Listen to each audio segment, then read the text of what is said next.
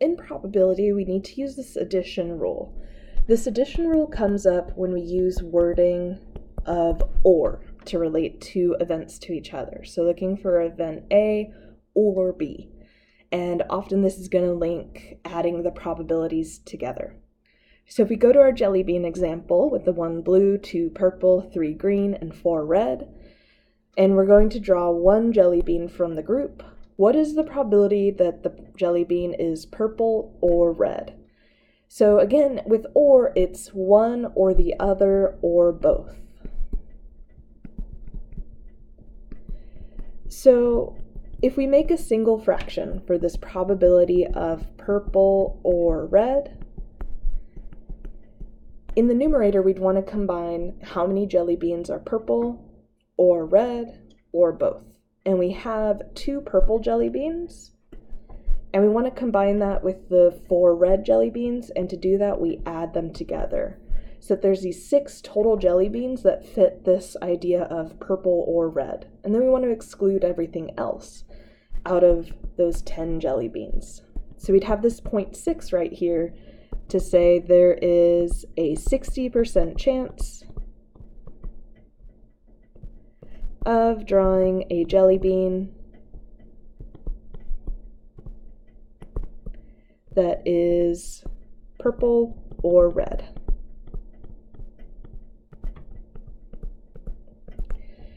So something that came through here with this addition is we could actually think about separating these as 2 separate fractions. Really what we did here is we took the probability of choosing a purple jelly bean plus the probability of choosing a red jelly bean.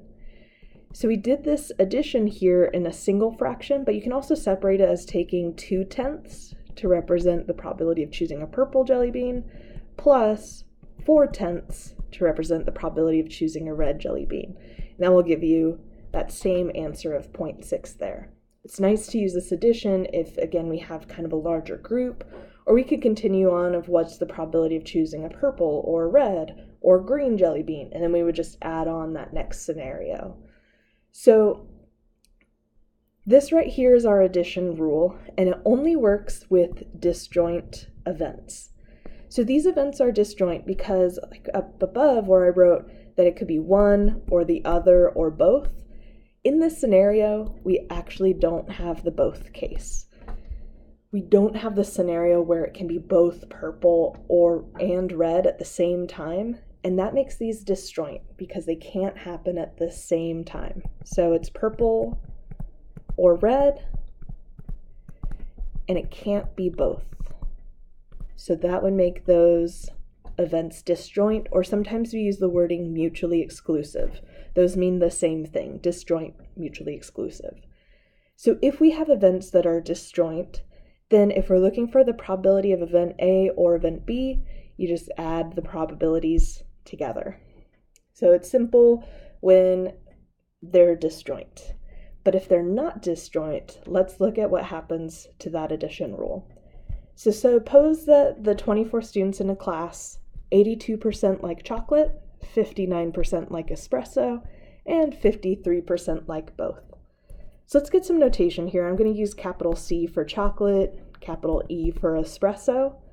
So we know this probability of liking chocolate is 0.82. This probability of liking espresso is 0.59.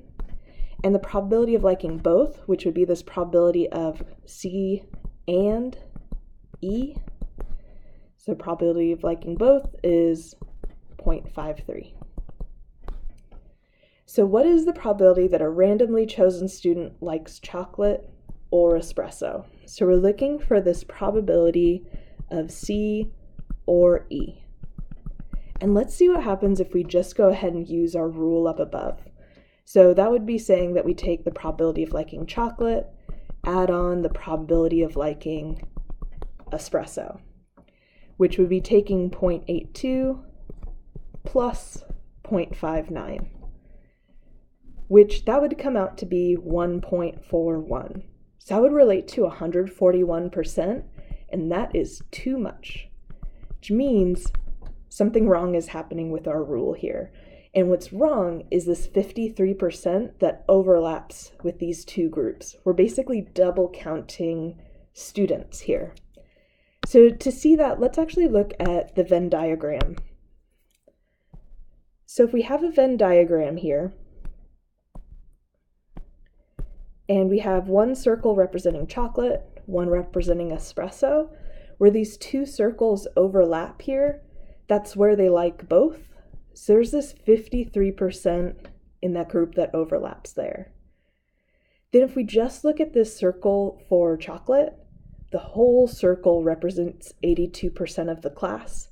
We have this 53% being taken up by the both scenario. So what we need to do is take that 82% and take out that 0.53, which is going to leave us with this 0.29 in that group right there.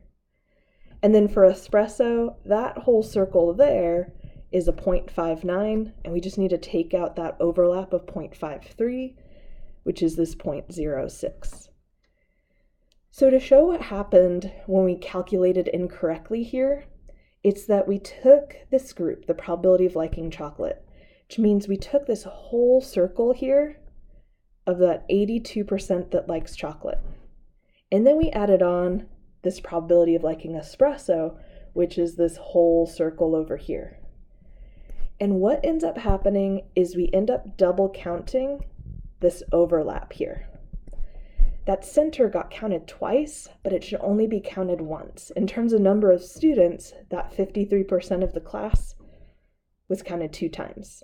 So what we do is we can add our probabilities, take that probability of chocolate plus the probability of espresso, but we need to subtract out that 0.53. So we need to subtract out probability of liking chocolate and espresso so that it's only counted once. So we take 0.82 plus 0.59 minus 0.53 so that we don't have that overlap there. And that's going to be 0.88. So there is an 88% chance a student likes chocolate or espresso.